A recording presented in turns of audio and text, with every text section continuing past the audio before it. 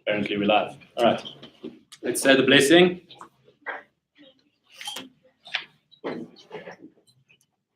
Okay. All ready. Baruch atah Adonai Eloheinu melech haolam asher natan haTorah. Amen. Amen. Praise the Adonai God, King of the universe, gives the Torah of truth and the good news of salvation to his people Israel and to all the peoples through his son Yeshua, the Messiah, our Lord. Amen. Amen. Okie dokie. Who read their portion? Me. Very good, very good. Well done. Well done. How could you ask you something? Yeah. How could we unclean if you have a son? If you have a son, you're unclean for 2 months. If you have a daughter, you're unclean. It's 40 days. Yeah. If you have a daughter, it's 80 days. We're going to get 7 days, but then another 33 days, and then 14 days, and then another 66 days. We'll get to that, don't worry. All right. Just to read it again. We read it because I just need to see how much I must summarize. Okay, cool. Jordan, questions. So I'm just trying to get ahead before we go to Israel next week, Saturday. So next week, Saturday, I'm away, my whole family, and then we're coming back on the 8th of May. What we are going to try to do is have Mark or Regan come teach for one night, and then one night I was thinking you guys can teach on, and you guys can just fellowship a little bit, but that's completely up to you. But we'll talk about that next week. I'm still here next week, okay? But then after that, it's going to be two Thursdays that I'm not here. When I come back that Thursday, I'll come teach again. Okay. So in this portion, or these 2 things, I chose 2 of these portions. This was the next one, Tazria and Mtzora. Tazria means she conceived, where we're speaking a lot about birth. Like Gabriella asked, there's some strange things happening in that portion, but that's fine. We'll get to the bottom of that. And then Mtzora is person afflicted with Tzara'at. Tzara'at is yes. So it's translated as leprosy. Yeah, I'm going to get to that now. It's translated as leprosy, but it's not the leprosy we see today. Hansen's disease or whatever it's called. It's not actually the same symptoms, and we're going to get to that as well. Okay?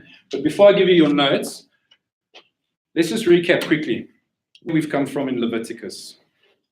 Number 1, Leviticus tells you what? What is the point of Leviticus?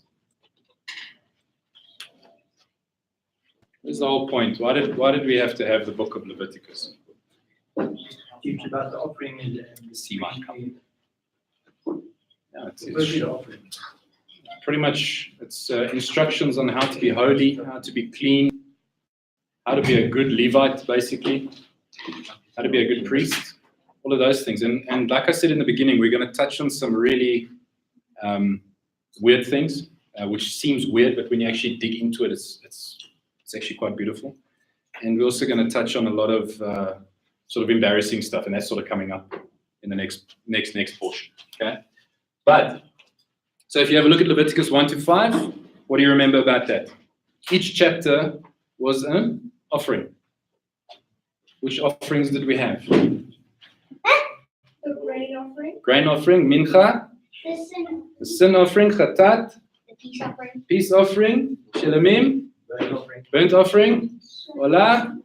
One more? Guilt offering. Guilt offering, which is also like a chatat offering. Okay? So we had those 5 offerings, and we sort of learned a lot about that. Even in the next portion, in Leviticus 6-8, there was further sort of instructions for those offerings, and it painted even more of a beautiful picture for us. And then we also had the consecration of Aaron and his sons, basically God installing the priests in the tabernacle. Last week, we did some pretty cool stuff with the 8th day. What was the name of the Torah portion last week? Aline, you can take crib notes. There's right in front of you.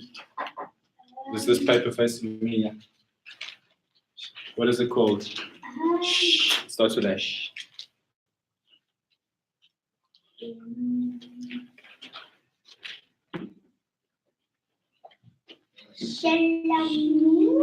Shmini, which means Nessa? 8 days. 8. 8 days. 8. Right. And what did we go into that? Just briefly, very briefly. What did that actually mean for us? 8 days the first day. Okay. Yeah. Anything else? We broke down the word. We did word attack skills, as Logan would tell us. Day after Shabbat. Yeah, so it's the day after Shabbat. But remember, we broke it down to Shemen and Shem when we anoint with the name of God. Remember, we painted that, okay? And then we tackled kosher eating, and then we had the stuff with Nadav and Abihu as well. And it's almost as if unclean and holy and what's not holy and all of that. Now we see ourselves in these two portions, which very much speaks of differentiating between clean and unclean in a big way. We see weird stuff happen. So, let me give you your notes. Amen.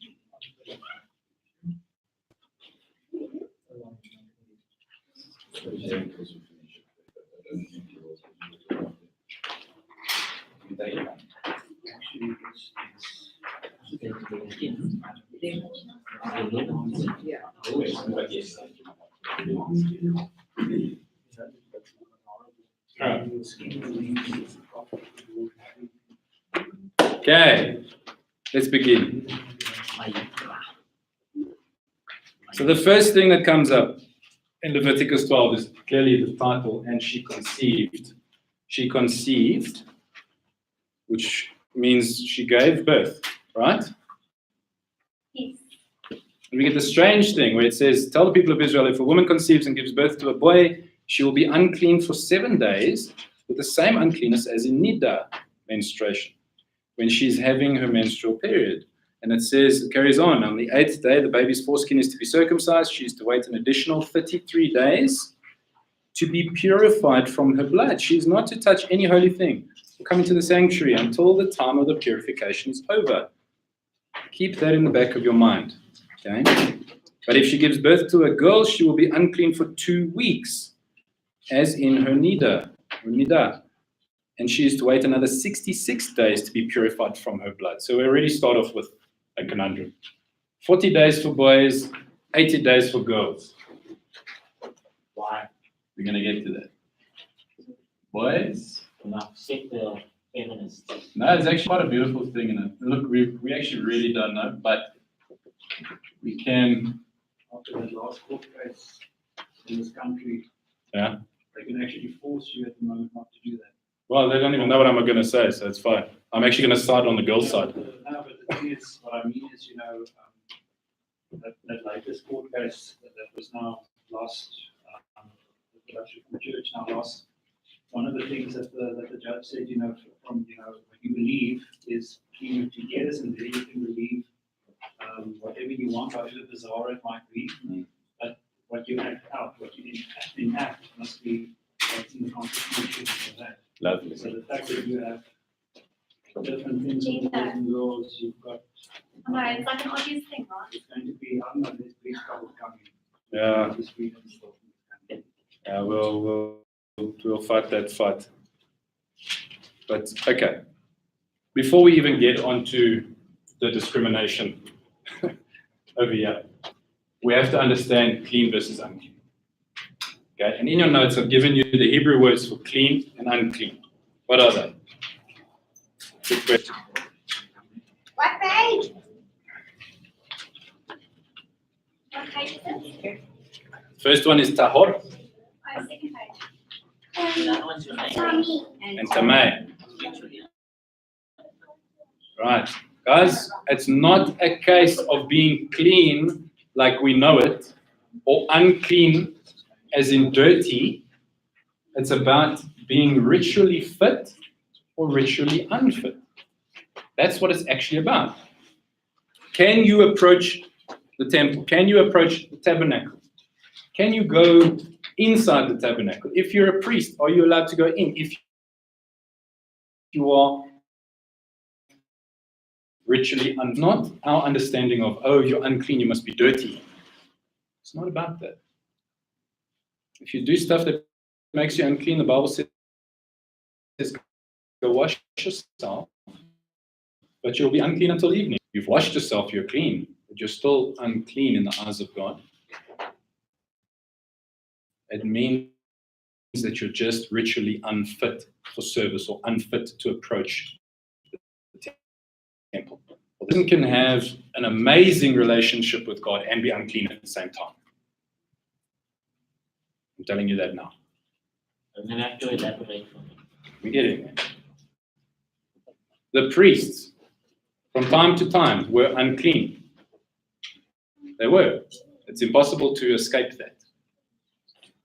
If the priests were unclean, does that mean they had a bad relationship with God? No. No. They probably had some of the best relationships with God that we know. There's a point in a woman's every month, a woman becomes ritually unfit. It happens with guys as well. It tells you I won't go into details, but there's an emission sometimes, and that makes you ritually unfit. It would have happened to the priests, it would have happened to the Levites, but it didn't change the relationship with God. They would have been cognitive of what was happening. Oh my goodness, I'm in a state of ritual uncleanliness. What can I do to get back to that state of being ritually clean, of being tahor, ritually fit? Okay? So you need to understand, being unclean does not equate to sin. They are two different things. Okay? You can sin and become unclean in certain aspects. But just because you're unclean because of a menstrual cycle does not mean you've sinned. Okay? So let's tackle boy girl issue.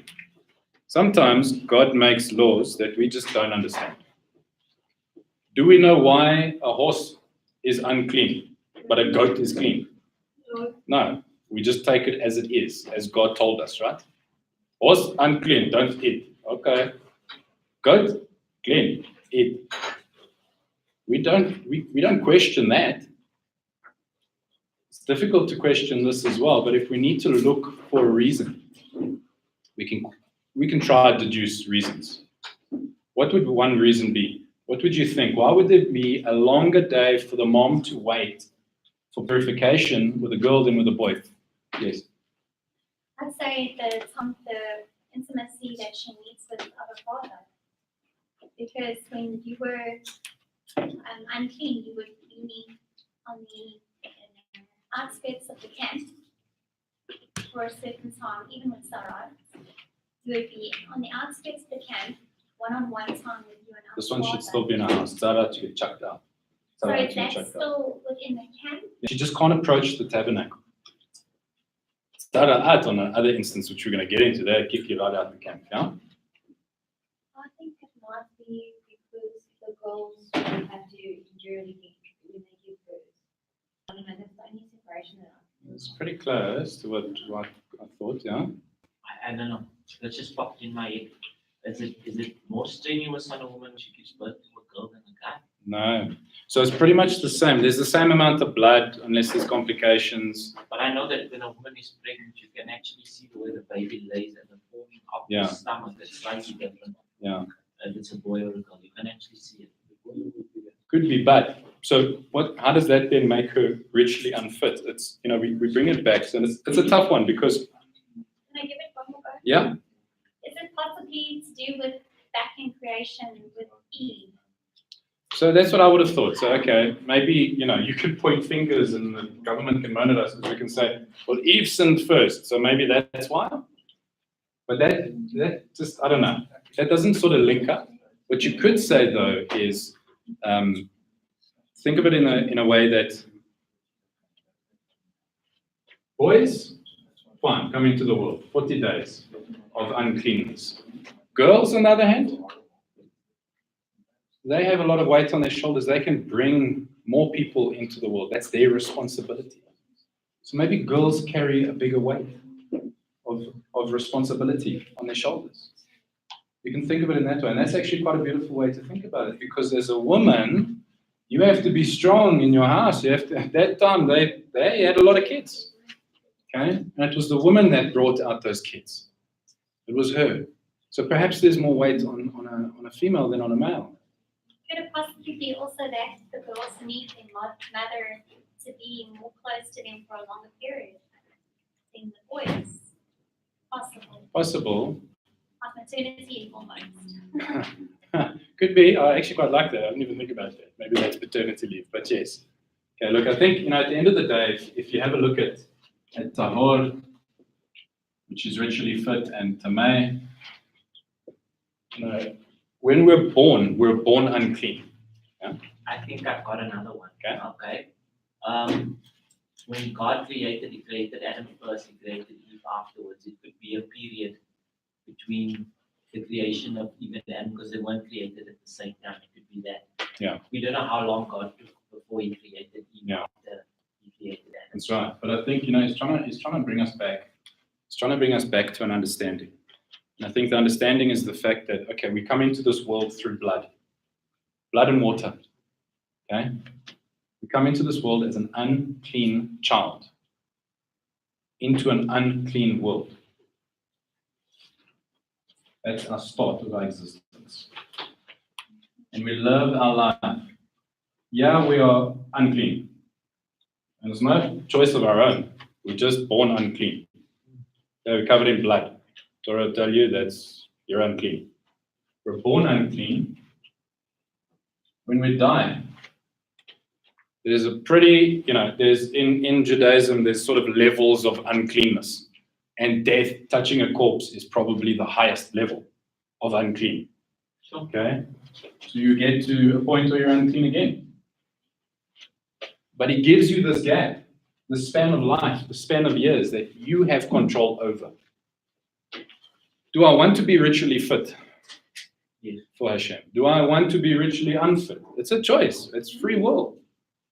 It doesn't mean we can serve Him differently if we're one or the other. It doesn't mean our relationship is going to be different one or the other.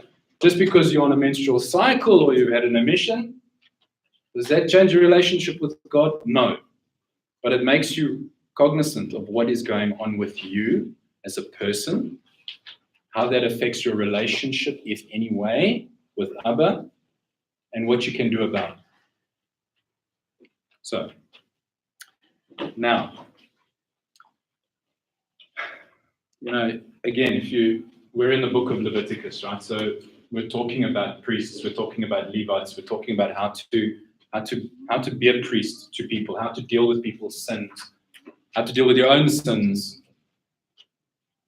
This part of the year, if we were to function as a priest because we were told to function as a priest, we are a kingdom of priests, right? We should know how to be a priest. And this is one of the basics of being a priest, differentiating between clean and unclean. And we're going to go into quite a bit of it now.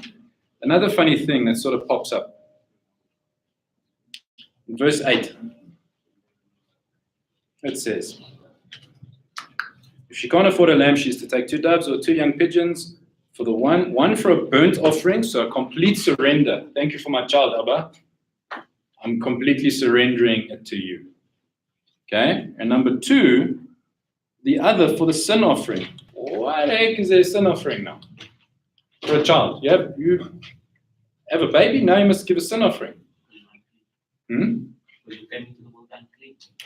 Yeah, but that's not sin. But in the Garden of Eden, with the sin, they came painful labor.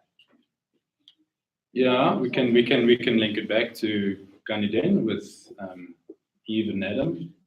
We were perfect and we became sinners. Romans tells us we're all sinners. So if you're born into this world, you're born a sinner. Yeah. Whether you like it or not. Probably at the age of 3, 4, 5, you've already sinned. You've already told a lie. So perhaps this is one of the first offerings. Okay, Abba, you know what? Thank you for my child.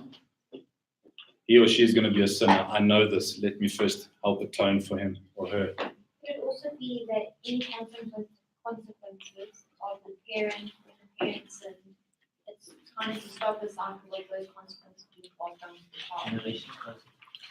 No, but you know what? The rabbis have You know, we're dealing with stuff, and I'm telling you now, this portion, Tazria, this portion is one that the sages even battled with. And they've come up with some really weird stuff. They said the sin offering is there because the mom may have cursed the father while she was giving birth What? because she was in so much pain. Possibly, yeah, I don't think it's fine. You know what? You did that to me. You did this to me, I'm never having a child again. That's a sin offering. That's one of the silly things you find out there. But you know what? I think it's you're born into this world a sinner. You're gonna go. Hopefully, you know your sins sort of start like this, right? And then as you get older, it's almost it increases if you look at it like a line graph. And then hopefully, when you find Yeshua, hopefully it does this. And God willing, yeah, sometimes you know we do this, but God willing, it gets less and less and less. Yeah. Okay, so just if I remember correctly, the burnt offering, everything gets Everything God partakes. Yeah. and That's, no partaking, it's only for God. sin offering is for priests and God. Okay, but the sin offering now, yeah, is for the atonement for her uncleanness. So, To make atonement for her, right? yeah, And so she will be clean. So the high priest is in that picture as well, Yes, atoning on her behalf. yes. So can we take it to a level of she is like Israel, giving birth to the nations? Because remember, in one boy, for example, has the seed of Many nations. many nations from a boy. Yes. So she can be like the representation of the end time. I'm just saying, like, you know, the bride of Christ and Mother Israel type of Yeah, thing. no, I get what you're saying. Yeah, yeah. So could it be possible, like the high priest acting in on her behalf? No, look, I think it could also just get a bit more practical as well. You know, I don't know, like a peace offering would have made more sense to me for this because then everyone can partake. But again, she's not allowed in the temple for 40 days or 80 days. But this only gets offered afterwards anyway. Okay, like Isaac Yeah. was going to be a whole burnt offering. Right? Okay, so there's obviously Messiah took his place. I'm just thinking, you know, is there not somehow, This is a sin offering, though. Yeah.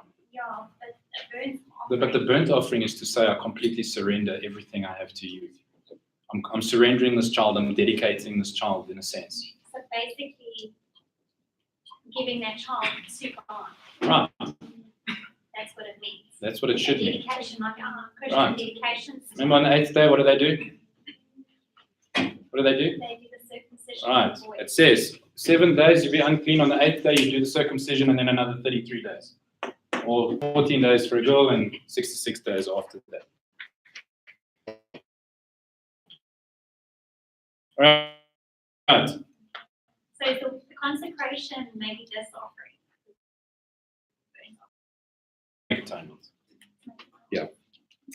Okay. Then we get to Leviticus 13. This is where it starts getting fun. Tzara'at. One of my favorite words.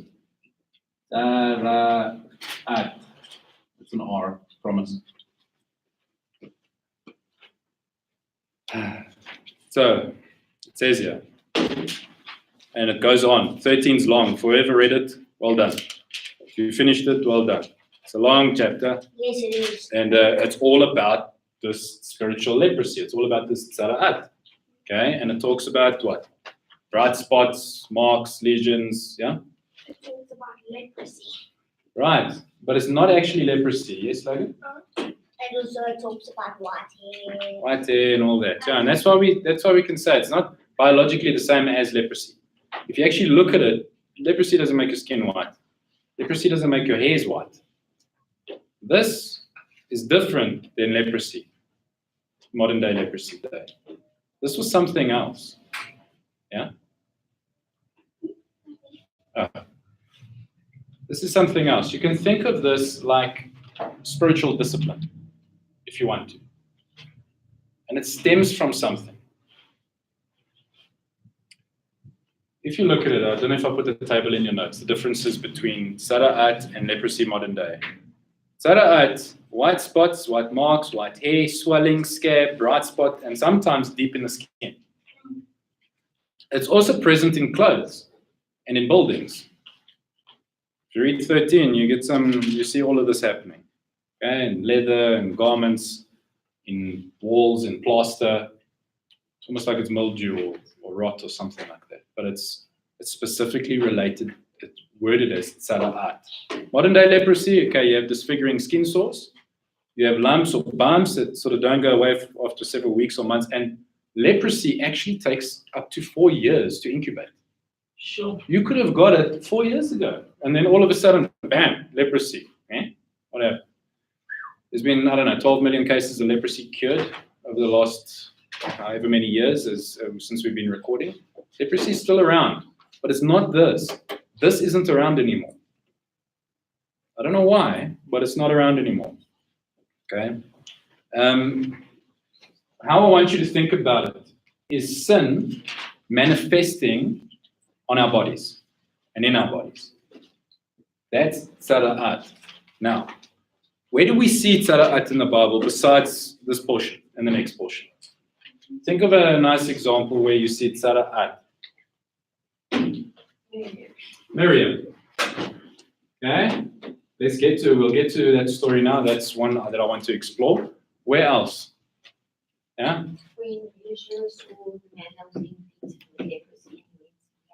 Okay, Yeshua healed many lepers, but then he still sent them to go do the purification of ritual afterwards. Anything else? There's another 3 sort of prominent tzara'at stories in our Bible. Naaman,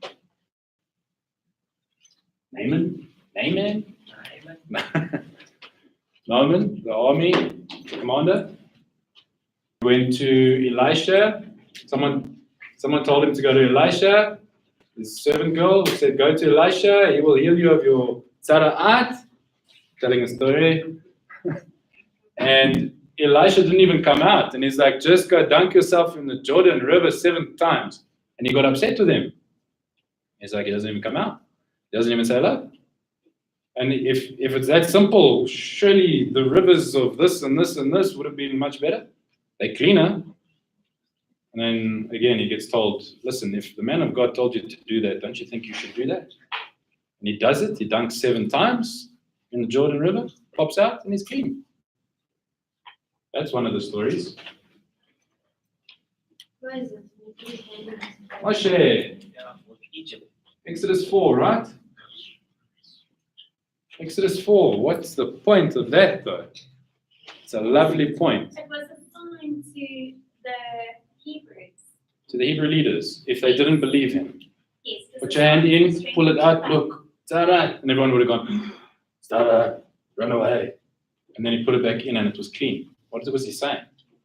He was saying, don't worry, you guys who have sin, who need spiritual cleansing, I will take you and I will make you clean. That's what he was actually saying. That's the sign he was giving them. What else? One more. King Uzziah. Gehazi. Gehazi is with the story of Naaman.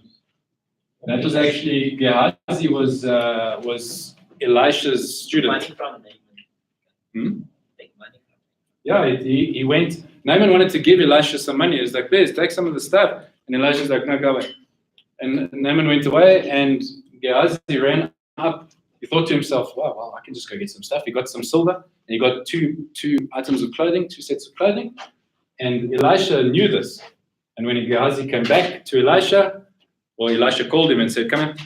And he was like, what are you doing with Naaman? He's like, no, don't worry about it. And Elisha said to him, may you have, through your generation and all your generations, the tzara that Naaman had on your family now. Okay. Going against prophets is not a good thing. Elisha was a tough guy. He had bears with him. King Uzziah. Daddy. Yes. Yes. You didn't mess with Elisha. King Uzziah in 2 Chronicles 26. Yes, the best children. One of those strange stories. King Uzziah gets tzara after defying Torah. You guys can read about that in 2 Chronicles 26. quite an interesting story as well. Isn't there a Herod? Herod had putrefaction of his genitals. What? Wonderful. This is actually next 12. We're actually going to read about it. But okay, I want to focus on Miriam. Can we all hop over to Numbers 12, please? Because this is going to be the talk for the next 20 or so minutes. Numbers 12. All there? Excellent. Numbers 12 says, Miriam and Aaron began criticizing Moshe on account of the Ethiopian woman he had married, for he had married an Ethiopian woman. They said, is it true that Adonai has spoken only with Moshe? Hasn't he spoken with us too? Adonai heard them. That's scary. You know, there's 2 points in the Bible where I get scared. It's this one, and it's the time with Job and his friends, where they're arguing over stuff and they're debating stuff, and God comes out of the clouds and is like, you who think you're so clever, speak up. Can you answer these questions? This is one of them as well. Adonai, God, heard them. Now this man, Moshe, was very humble, more so than anyone on earth. Suddenly, Adonai told Moshe, Aaron, and Miriam, come out, you three, to the tent of meeting. The three of them went out. This is like a dad calling his three kids. He's like, you three, come now, my room, sit, we're talking. It's actually worse than this. Yeah, they were, the three Yeah, they kids. were, yeah. And you have Aaron and Moshe, Aaron and Miriam, talking about Moshe. This sets the stage, guys. Hashem came down in a column of cloud and stood at the entrance to the tent. He summoned Aaron and Miriam, and they both went forward. He said, listen to what I say. That's when you start shivering. When there is a prophet among you, I, Hashem, make myself known to him in a vision. I speak with him in a dream. But it isn't that way with my servant Moshe. He is the only one who is faithful in my entire household. With him I speak face to face and clearly, not in riddles. He sees the images of Adonai. He speaks clearly, not in riddles. Look at Peter. Peter got a riddle of notes, right? Yeah. White sheet. What? And it still says he was puzzling over the meaning of the vision. It's a riddle. He has to figure it out. Moshe, God speaks clearly, not in riddles. Okay? But it's because he was very humble. Yeah, most humble man. So why weren't you afraid to criticize my servant Moshe? The anger of Adonai fled up against him and then left. So he says that, and then God's gone. If I was Miriam and Aaron, I would have freaked out right about now. But when the cloud was removed from above the tent, Miriam had tzara'at, as white as snow. Her skin was white. Aaron looked at Miriam, and she was as white as snow. So now the brother's like looking at the sister like, oh my goodness. Yeah. What had just happened? Aaron said to Moshe, oh my Lord, please don't punish us for the sin we committed so foolishly. He's confessing on behalf and interceding for his sister. Please don't let her be like a stillborn baby with his body. This comes out of his mother's womb. Moshe cried to Adonai, oh God. And now this is Moses now interceding. Okay, he's the one he's the victim. They're speaking bad about him, but he's interceding for them. And he says, I beg, oh God, I beg you, please heal her. Adonai answered Moshe, if her father had merely spit in her face, wouldn't she hide herself in shame for 7 days? He's basically saying she's going to be out of the camp for 7 days. So let her be shut out of the camp for 7 days. After that, she can be brought back in. Miriam was shut out of the camp 7 days, and the people did not travel until she was brought back in. Afterwards, the people went on from Hatzerot and camped in the Paran desert. There's so much going on in this. Okay, and this is where we get the concept of Lashon Hora. Okay? Lashon.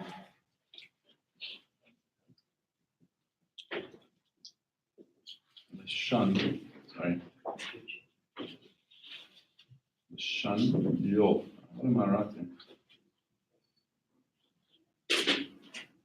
Lashon Hora. Evil inclination, evil speech. So, this is about gossiping. What was Miriam's crime? She didn't. She was racist. She's To an criticizing. Ethiopian, yes? Criticizing Moses' choice on his No, it wasn't really that. I think it was more along the lines of she was actually, no matter what she was doing, she was slandering, she was gossiping to Aaron. Moses wasn't there. And they're like, look what she says. Is it true that Adonai has spoken only with Moshe? Hasn't he spoken with us too? They were questioning his authority. Behind his back, they were gossiping.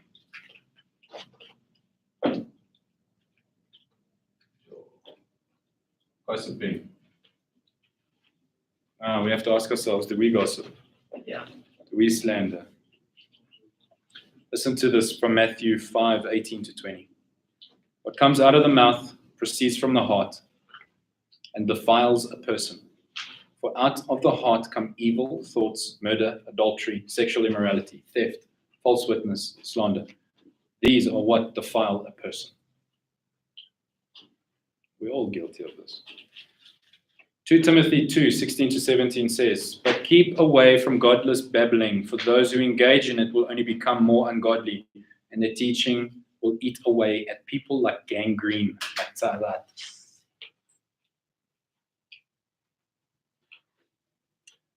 How does it want us that it starts? Starts in our heart, right? This is our heart. This is valves. Starts here, in our heart, which is really our mind, if you think about it. It starts in our mind. We start thinking something. I really hate that guy.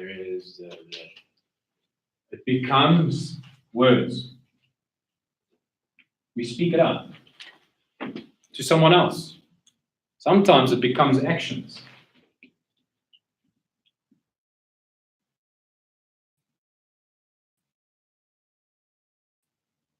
We do something about it. We get so angry with don't want to give ideas. And eventually this becomes habits. Look what Yeshua warned us about in Matthew 5. He says, what comes out of the mouth proceeds from the heart. What comes out of the mouth proceeds from the heart. Okay? And it says, yeah, for out of the heart come evil thoughts, murder, adultery, sexual immorality. So if you're thinking of lust, it's going to be on your mind. And it's going to lead to an action. And it's going to become a habit. So if you look at your notes there, it says your negative thoughts become your negative words, become your Negative actions become negative see your notes. Negative actions become your negative habits. All of our habits started somewhere, right? Hey Nick, just try this blue pill. The school tells me it's bad. No, just try it. Just try it, man. It becomes an action. And the more time it becomes an action, I'm feeding my mind with it all the time. And my heart is getting fed with it all the time. All this negativity, all this bad stuff for me. And before I know it, I'm addicted to drugs. I'm addicted to alcohol. I'm addicted to other stuff. It starts with a thought in your heart. And it leads to an action and leads to a habit.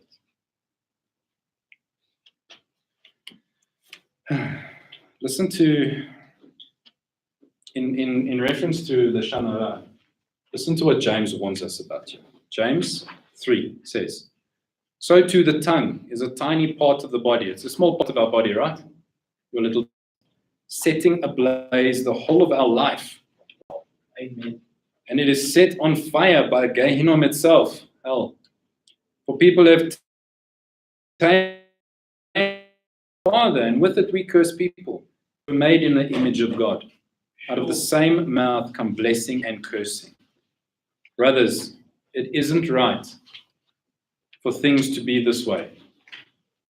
A spring doesn't send both fresh and bitter water from the same opening, does it? Can a fig tree yield olives, my brothers, or a grapevine figs? Neither does salt water produce fresh water. This is a stern warning from James. And it gets worse. James 1:26 says, anyone who thinks he is religiously observant but does not control his tongue is deceiving themselves. And his observance, or his religion, counts for nothing. So if you're going around doing this, it basically nullifies a lot of stuff, is what it's telling us. Guys, this is actually such a massive topic in Judaism that they write books about this. Big books. And they get this all from Miriam and Moshe. They see what Miriam did, and bam, she had Sara'at. She was on the verge of death. They liken Sara'at to death. You get Sara'at, you get clean, you're still outside the camp. 7 days. You touch a corpse, you're unclean for 7 days. It's rated, Sara'at, on the same level of ritual unfitness, of uncleanness, as death itself. So when you have this Sara'at, it's as if you're a living dead person walking around.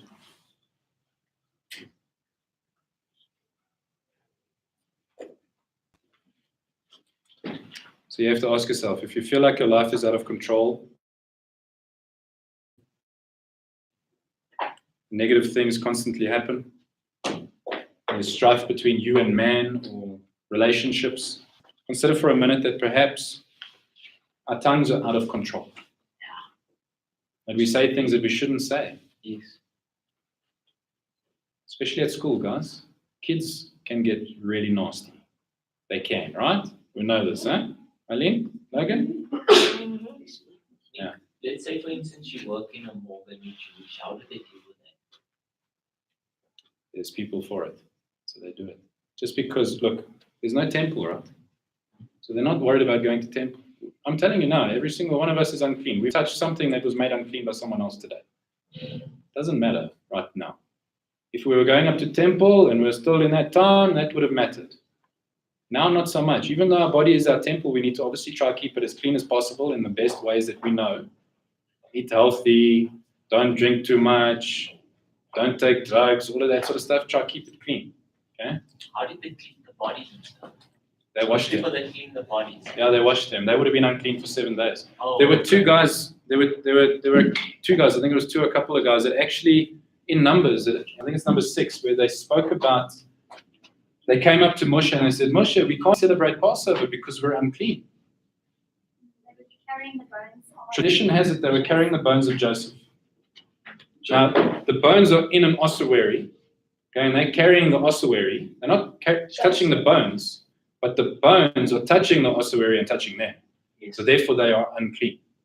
Okay, and they come up to Moshe and they're like, Moshe, what are we going to do? We're unclean. We can't celebrate Passover. And that's where God said to Moshe, okay, I see this. Let's make it in 1 month's time, exactly after Passover. 1 month, you can have a second chance at Passover. So if you're traveling or if you are unclean, then you can do Passover the second month, and that's it. It's the only feast and observance that has a second chance. And it's so important. So there's, look, again, there's we were talking about this last night in Ezekiel and in the timeline of the end times and all that.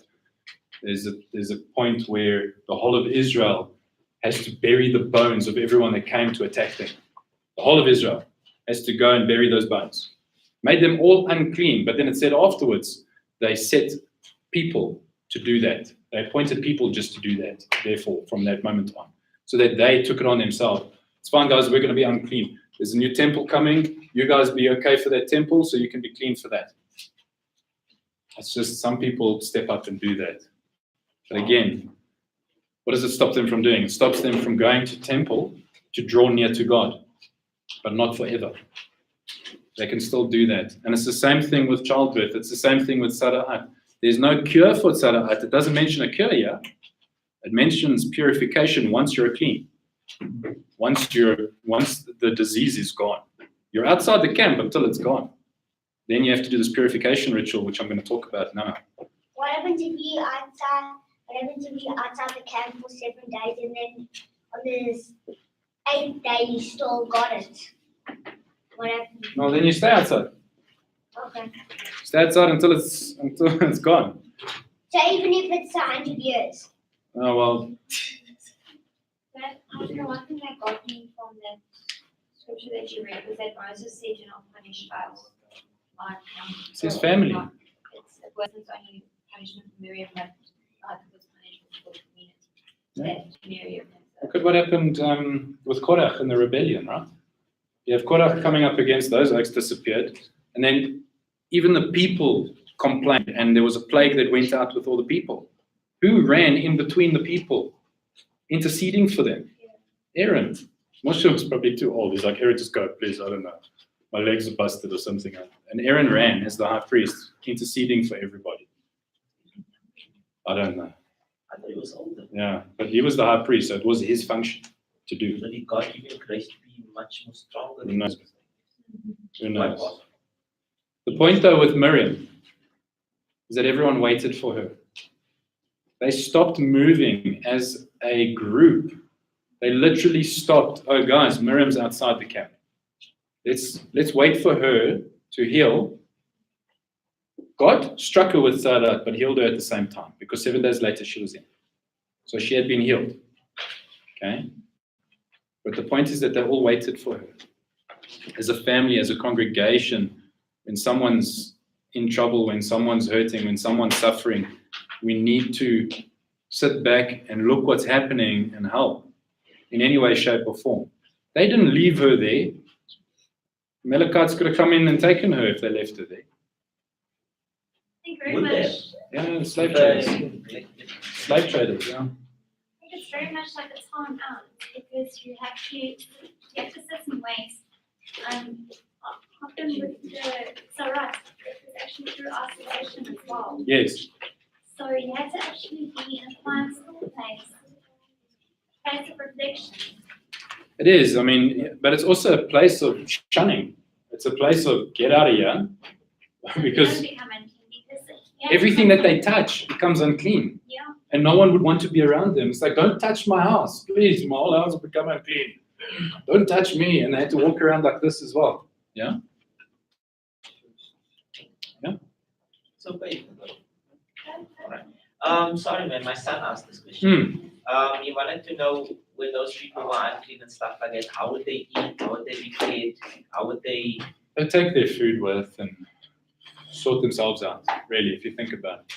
So you've now got Sarat, right? Okay, well, let me go, whether the family member throws the food out for them or whatever the case is. But I don't, for me, it's, if I had Sarat, right? And someone in my family knew that I had Sarat, I would hope that they'd come and still give me stuff. And then I'd go outside the camp. I'd make them unclean for 7 days, but if that was me, I'd be willing to take that, it's my wife. If she was unclean, I'd say, here we go, my love. Enjoy the campfire outside. I'll build you a little sukkah or whatever the case is. I'll make sure you're all settled outside the camp.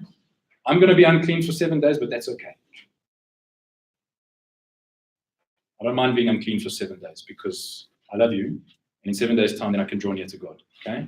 That's the point. So it doesn't render anyone, you shouldn't them, but it doesn't stop you from touching them. If I can say that. Seems that that's a very important thing to deal with because in our circles, call it community, call it family, congregation, church, circle, fellowship, whatever. If there's one of us that is unclean because of sin, it actually needs to be dealt with. If we leave it, then we all become unclean. It actually spreads like a plague. Yeah. Now you mentioned that. So, yeah, I'll get to this now. I'll get to the plague aspect of it now. All right. Yes, Lucky. What happens if, so you have the Tabarat, Sarat? and then, so you said 7 days, that's 7 days in a week. So, You can have Sarat for a long time, but when it takes 7 days for you to become clean once you're healed. yeah, but I'm just saying, but on a Shabbat, Yeah. then what? You still do the same Still thing. unclean. No, but you still do the same thing. Like You won't go to temple. You're outside the camp.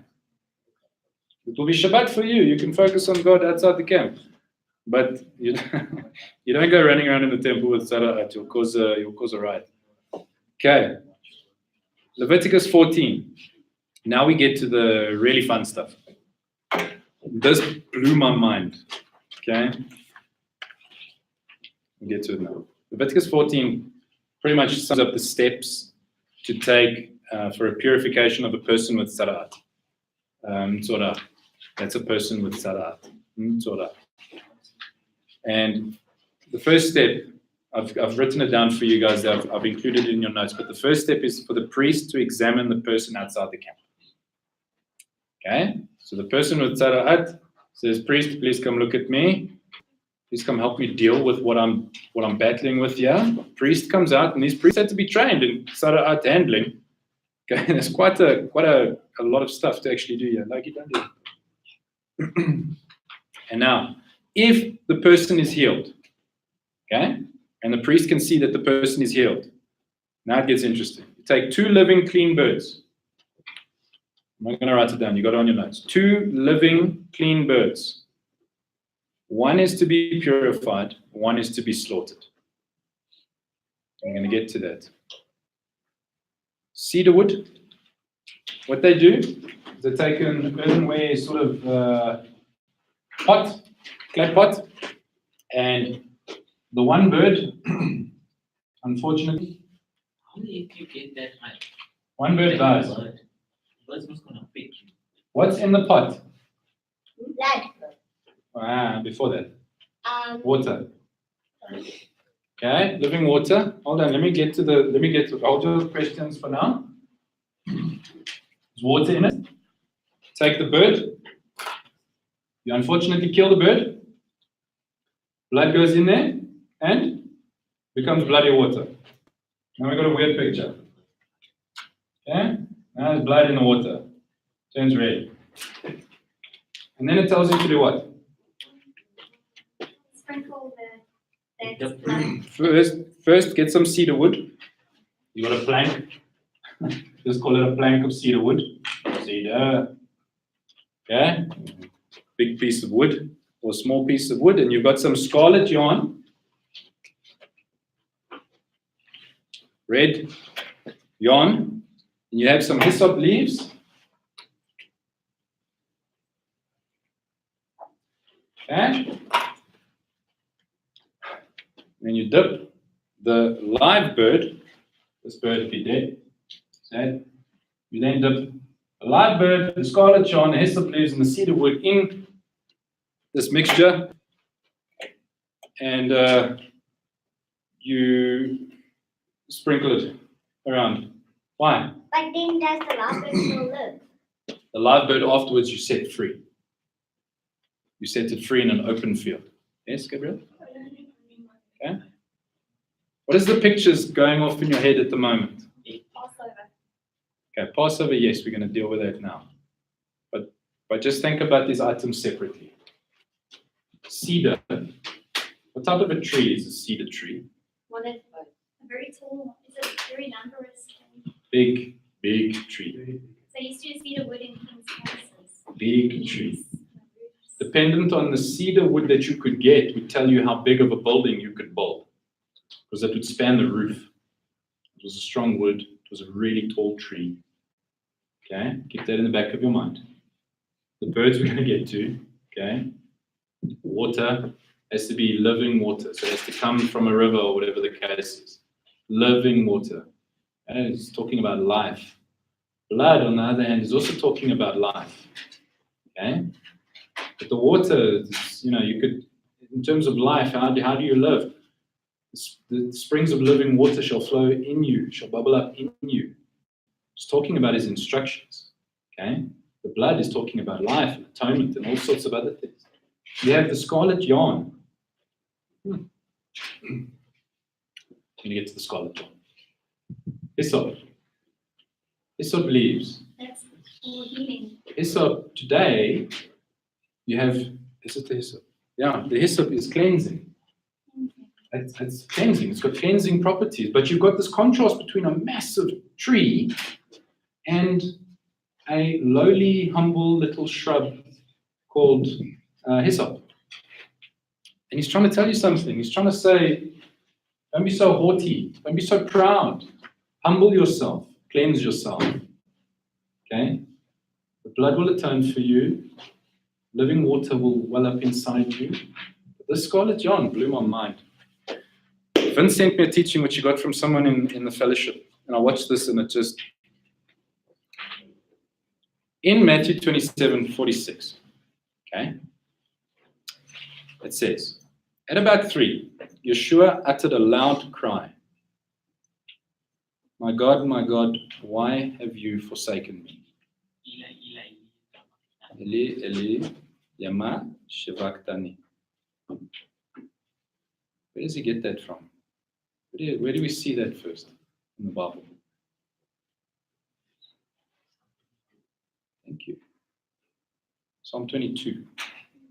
And in Psalm 22, if we go there, please everyone go to Psalm 22 with me. Sorry, what was that verse in Matthew? 27:46.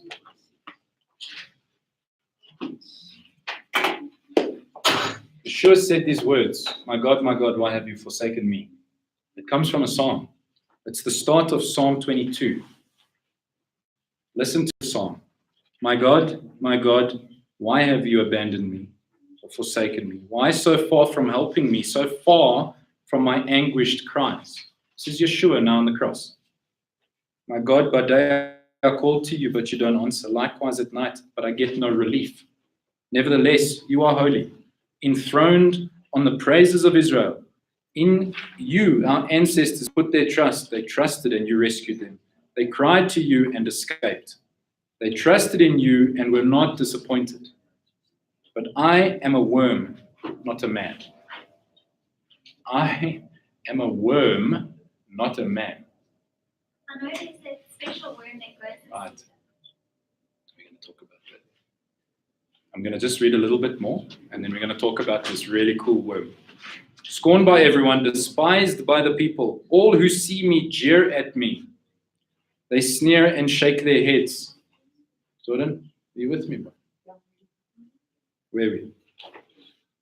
Psalm 22, verse 5. 8. He committed himself to Adonai, so let him rescue him. Let him set him free, if he takes such delight in him. But you are the one who took me from the womb. You made me trust when I was on my mother's breast. Since my birth, I've been thrown on you. You are my God from my mother's womb. Don't stay far from me, for trouble is near. And there is no one to help. Many bulls around me, wild bulls of Bashan, close in on me. They open their mouths wide against me like ravening, roaring lions. I am poured out like water. All my bones are out of joint. My heart has become like wax. It melts inside of me.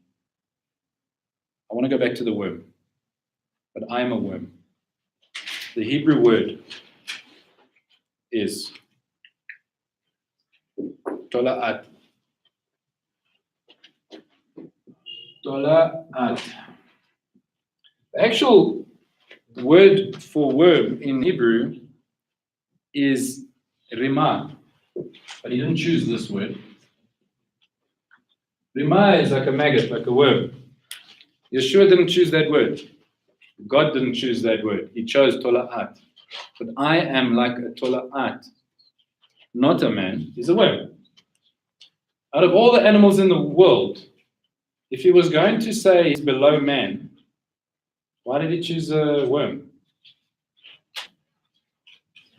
I don't think he was trying to say he was below man. I think he was trying to tell us something. We don't understand the Hebrew word, tola'at. We don't even know what worm that is. But we do know, if we look at it, we don't live there. We've never seen this worm. But this worm has massive spiritual symbolism. It's called a Coccus ilicis. Coccus ilicis. And this coccus worm, whatever that worm is, I've looked at it.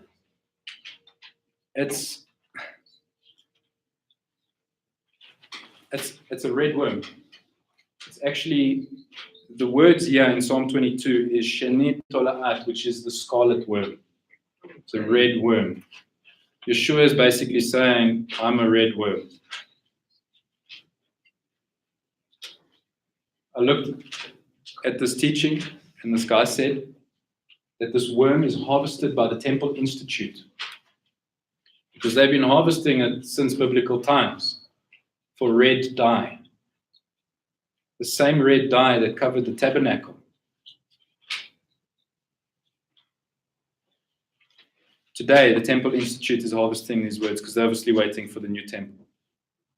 You take a little worm and you can put it in boiling water and it makes the water red. Red. Okay? But there's some interesting stuff with this worm. When the worm reproduces only one time in its life, it uses wood to attach onto. And you see this already, the picture of Yeshua on the wood. One time only it reproduces because it kills itself in its reproducing. It attaches its body to wood and makes a hard crimson shell on the outside. Okay? It cannot be removed without killing it. If you remove it, it dies. But if you leave it there, it lays eggs, it has babies. The babies hatch, they come out, they eat of the body. They eat the worm's body.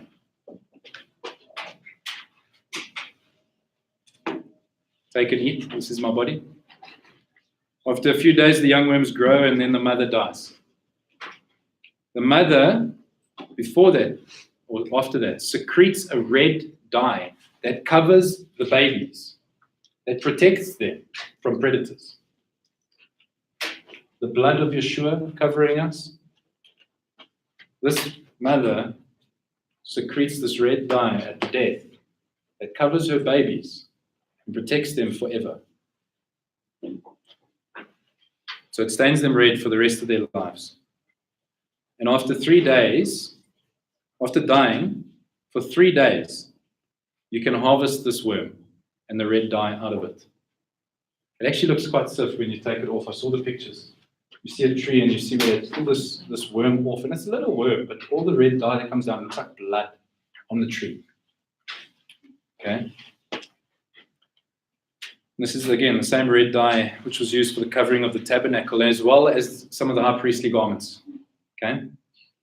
The 4th day, the worm obviously hardens and turns into a heart shape. And it starts turning into a wax. What did we read in Psalm 22? My heart has become like wax. Sure. But it becomes white. So it becomes from this red color to white like snow. Isaiah 1:18 says, come now, let us settle the matter, says the Lord. Though your sins are like scarlet, they shall be as white as snow. Though they are red as crimson, they shall be like wool. He's basically saying, Yeshua himself is giving you a remez. He's giving you a link to a portion, to a song that tells you he is the worm. That tells you his blood is going to cover you. You eat from his body. He will protect you. He will die on that cross. He will die on that wood. But it will be for your benefit. So that you can do that for others. Because again, cycle. And that's what we learned in class today. Is that we learned that I'm listening, wait. that Jesus was walking on the donkey, and then when they were saying Hosanna, Hosanna, the people that were saying Hosanna, Hosanna were actually saying crucify him. Okay. Do you guys see the link here? This is one of the most profound things I've ever found in the Bible. Right, so you have, okay, so there's going to be blood and water everywhere while this bird's trying to fly away. And then you're like, okay, we're done, and then you let it off in an open field, right? That's what's happening. Then the person is to wash his clothes, shave off all his hair, bathe himself in water, then he is clean and he may enter the camp. But he must live outside for 7 days. With the 2 doves, isn't it also symbolic because the Holy Spirit came down like a dove on Yeshua, and the Holy Spirit was in him when he was crucified, and the Holy Spirit is free and a moving spirit as well. Like, couldn't it also be linked to But Yeah. it specifically Like a very talks of it being. sacrificial, the Holy Spirit was there in sacrificial ways as well, with Yeshua. And it Yeah. came down 3 times on him when he was in Gethsemane. Mm. But also freeing, like the Spirit is, your spirit returns back to the Father, you know, that it's still alive. Yeah, look, it's this thing. This Tzaraat is linked to Passover in a big way, actually. If you think about it, the cedar wood, the wood with the blood on it. You dip this in here, it's going to have blood on it. Think of that as the doorpost with the blood. And what did they use to paint it? Hyssop. Okay. You have one thing that dies and one that's set free. No. We're in Passover. Jesus. You have one thing that dies. On the one hand, you have the Egyptian firstborn, the death, right? And on the other hand, you have the one dove set free into an open field. It goes out. It's free from its bondage. There's Passover in this. But I'm not going to go into detail in that now. Then it goes in, and you have the 8th day. You take 2 male lambs, 1 female lamb. You've got a grain offering. The 1 male lamb is for the guilt offering. And again, we see the picture of taking the blood and putting it on the tip of the right ear, the thumb, toe. Why? Why did we say that happens? This is with the blood. Jordan gets to answer.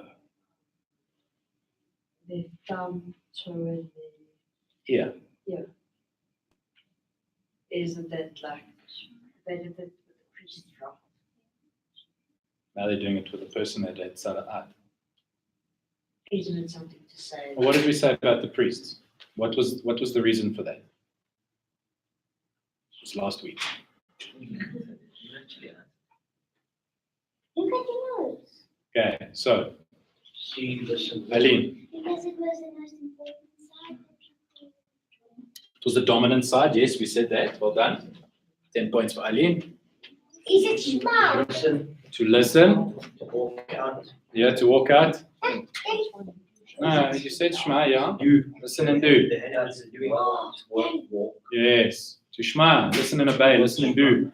Okay, and then to walk it out. You walk out the role that you have. So he's basically telling them, guys, remember what you're doing. Remember what you're hearing. Remember what you're doing. Remember how you're walking. Okay? But then it goes even a little step further, and they take some of the oil. They put it on the priest's left hand, and he takes it and he sprinkles it towards the Holy of Holies, or the tabernacle inside there. And then he takes some and he does it again. Oil on the ear, oil on the thumb, oil on the toe. Walk after the Spirit. Remember what to hear, to do, and to how to walk, but let it be anointed as well. The oil is anointing. Okay? Makes sense?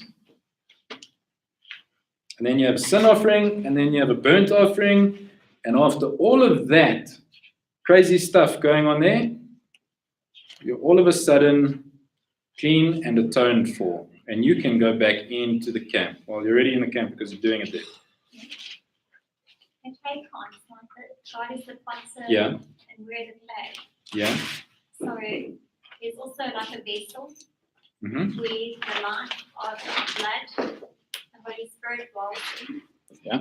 Nothing was used in that vessel before. It was, Yes. I'm thinking, I'm just trying to remember what we read. That vessel was quite porous. Well, clay would have been yes. Yeah, so Yes. it's a clay vessel. So it's very similar to our earthly vessels. Yes. Us. Yeah. We It's have blood very and much water in us. Yeah. Like the spirit, the physical body, the blood, and the clay pots, and then the spirit with the water, the life, like you said, living water, and the dove, like the Holy Spirit. Yes. It seems to be a lot, because we're 8% water as well. Yeah. Yeah. Okay. And then Leviticus 15, one of the favorite portions to read around kids. What happened in Leviticus 15? For those of you that are still awake. Hmm?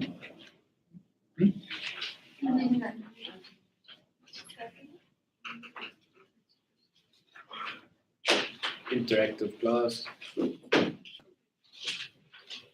I'll tell you. Oh, until Sorry? guiltiness or something. Sorry? Cleansing. Meaning unclean. Okay, we talk about bodily discharge, seminal emission. Anything that's not sweats and tears. Well, seminal emission and menstruation. That's what we talk about in Leviticus 15. And basically, it starts off with the guys, and it says whatever you touch becomes unclean, and then it goes on to the ladies, and whatever they touch becomes unclean, and goes back to the men, goes back to the women, talks about things you shouldn't do during that time of nida, and this all seems a little bit like, wow, why are we even discussing this? And, we get to the point where in certain congregations, we have people that tell women to not even come to fellowship when it's that time. Or if they come, they must sit on the floor.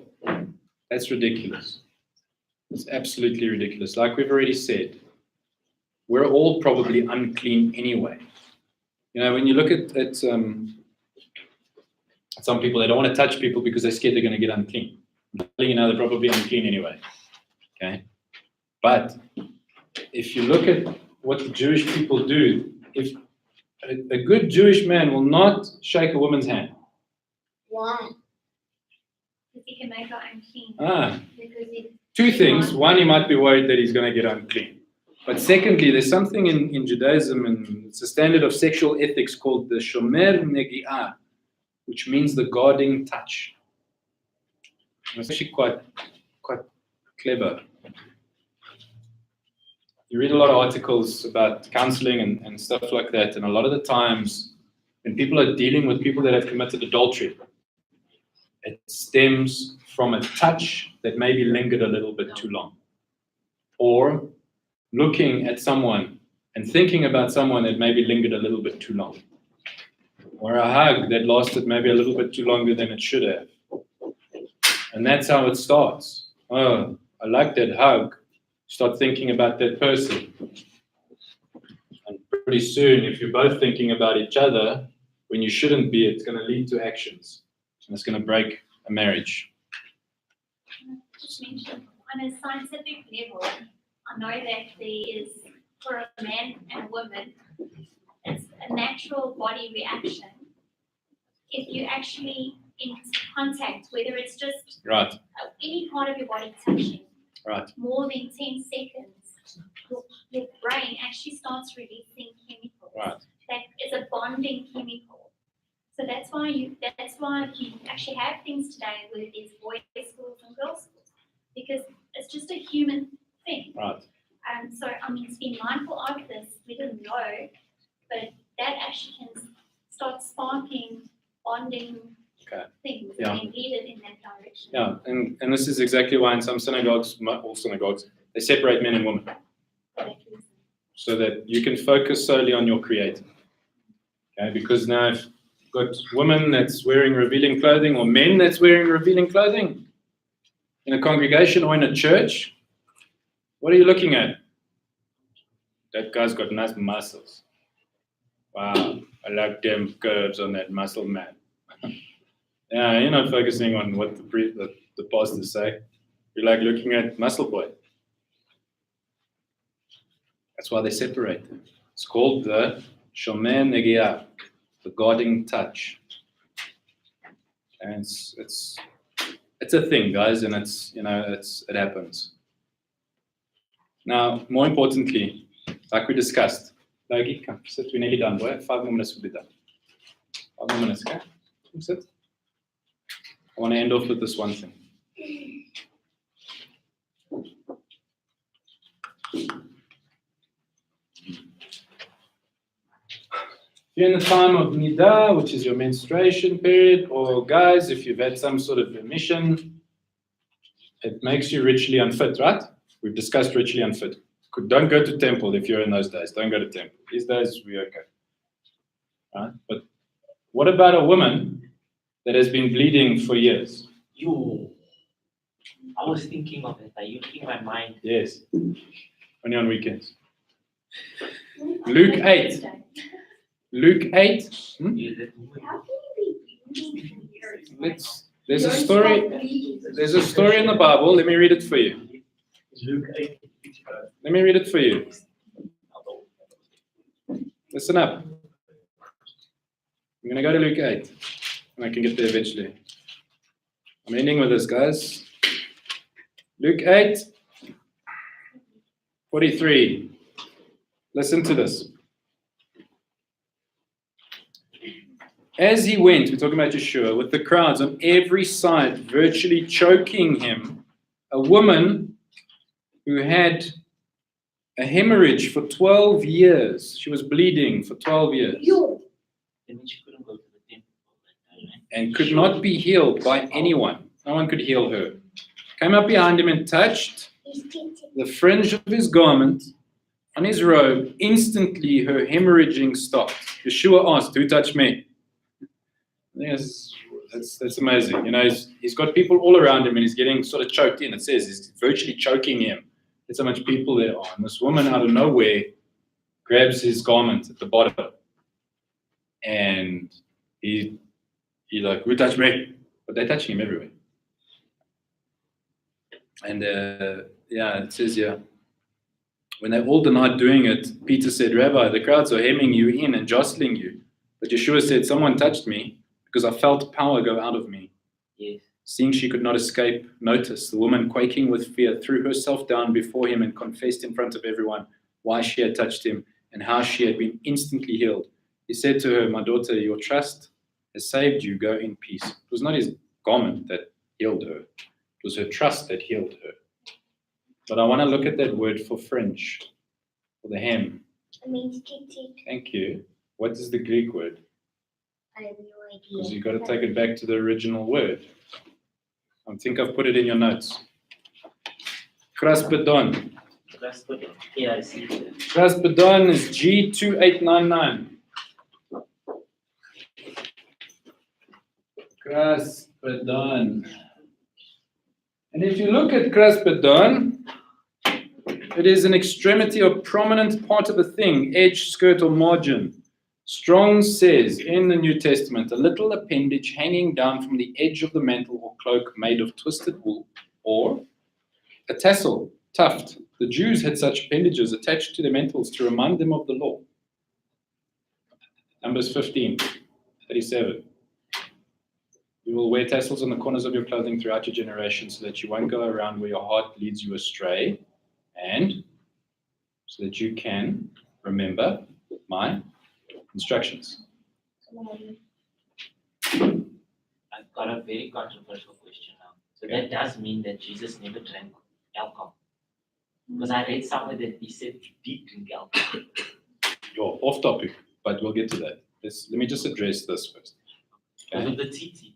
He's wearing tzitzit, but what does that mean? Doesn't it mean you're supposed to abstain from alcohol? No, that's Nazarite vow. Oh, That's a Nazarite vow. That's where you don't cut your hair. You don't drink anything from the vine. yes. You don't touch anything dead. You don't have anything out of it. It's not tzitzit is to remind you of God's instructions. So it doesn't mean you're Nazarite. Those Nazarite vows and those instructions exist within the Torah, but it doesn't mean you're Nazarite because I wear one. Okay. The tassel, G2899 Kraspedon, we can see, Yeshua wore tzitzit. He was a Jew after all, right? He wore tzitzit. What the woman grabbed hold of was his tzitzit, his Kraspedon, his tassel. So she actually grabbed hold on. Grabbed hold of the- Torah, Well, yes, God's name. but it was more trust of let me just grab something. And that was dangling behind him over here somewhere. It's actually beautiful because now I see she couldn't go into the temple, Right. but because Yeshua is also our temple in a sense, if you look at the similarities, he brought the temple basically out to Yeah. the crowds, and she was able to access God because it was like a She hadn't been to the temple to do any peace offerings or grain offerings or any sin offerings for that matter. the heart must For have been 12 warm. years, she was not allowed to go there. Sure. She probably could have gone in without anyone knowing, if you think about it. Do it like this and No, you think of Herod's temple. Oh, yes, it is Herod's temple, but go in, It's a temple. okay? Go in and make an offering. The point is, she probably could have done it without anyone knowing. She was hemorrhaging. And no one's going to check if you're hemorrhaging before you go in the temple. She could have made it conspicuous and gone in. But she chose not to for 12 years. It's amazing. It's not- She didn't even find a loophole and go in. She chose not to. That's why he said, your trust has saved you. She trusted in him being the Messiah. But she had waited 12 years. It's a heck of a long time to wait, to draw near to God. But he only came around that time. Yeah, He wasn't there. If he was there earlier, if he had come 4 years before that, then he would have been 8 years. yeah. So she waited. She waited. So you sure what's it? Is that in? We don't have time to go into Acts 12, but we did 2 Torah portions. Yay! Yeah. May I say something? Yes. What strikes me about all these things, there's so much talk about, clean and unclean, being separated and sending out, but ultimately everything is about what needs to be done so that you can be included again. Yes. So ultimately, this is not really about separation, expulsion and stuff. No. It's what needs to be done so that you can come back. Yeah. It's it paints us a nice picture because, even like with Miriam, kicks her out of the camp for 7 days, like with chametz, guys. With Passover, what are you supposed to do with your chametz, your leavening, your leaven agents? Jody, what are you supposed to do with your chametz, your yeast? get rid of it. Burn it up. For how long? And 7 days. on the 8th day, there's an extra day. But notice that. Tzara'at is like death. You're as close to death as possible with Tzara'at. You get removed from the presence of God. And you come back after 7 days. That chametz, that sin, gets removed for 7 days and comes back. God redeems us through the blood of Yeshua the worm that paints that lovely picture for us. His blood covers us so that ultimately we can be with him, draw near to him through his blood. So that's the unleavened bread. It's a chametz, being out of the camp for 7 days. The feast of unleavened bread, which is 7 days. Yes. It's amazing because that cleansing thing is the Passover feast, and then the cleansing being outside the camp for 7 days is the unleavened feast. Mhm. Then the third one is the resurrection feast. What's that one? First fruits. These are first fruits. Yeah. So I'm wondering how that connects in. Because you've got the first 2 feasts. No, it's not about the feasts. It's Yeah. about the imagery in the feasts. Yeah. Okay. I'm trying to The see resurrection, the wood. What's the resurrection? It could be the wood, the blood and the water.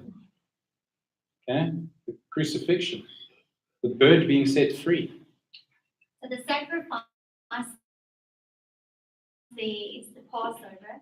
The cleansing of the camp is the unleavened. And then the first fruit is the I just said seed of the resurrection, bird being set free. Okay. All right. Happy? Questions? Shall we go through those questions? No. Answer my question. Yeah. I'll answer after the class. Let me just turn off here. What have you guys got the answers to your questions at the back of your notes? Yes, no. Jordan's going to help us with that. What's the first question?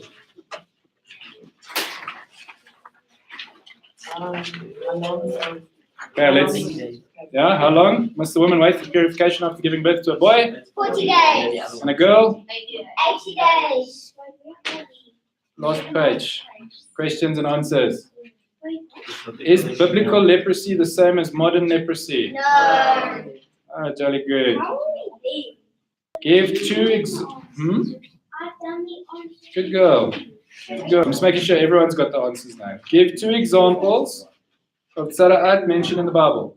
With Moshe and Miriam. I use Moshe and Miriam. Okay. What is Lashon Hara? Gossip. Evil speech. Why are women ritually unfit for longer when giving birth to a girl? Why did you only give us 2 lines? You only need 2 lines, right small. That's for you to answer. There's no definite answer there, but I gave you a nice sort of. Maternity leave. Yeah, I you didn't can, write it there because I didn't get that far. okay, that's fine. And why was there a sin offering for giving birth to a child? Because we come into this world as sinners, most likely, okay? And bonus question, what was the Greek word used for fringe in Luke 8:43-48, and what does it mean? Kraspedon, and it means to remember the law. All right, thank you, everybody. Next Wait, week. I'm still lost. I was answering wrong. It's fine, you can answer now. Now let's pray.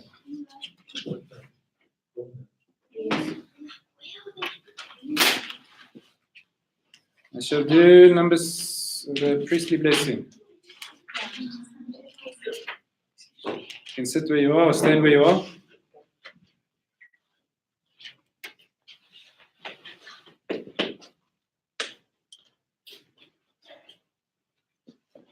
Yevrechacha, Yehovah v'rishmerecha, Ya'eh, Yehovah panav elecha v'shunecha, Yisai Yehovah panav elecha v'yashem lecha shalom.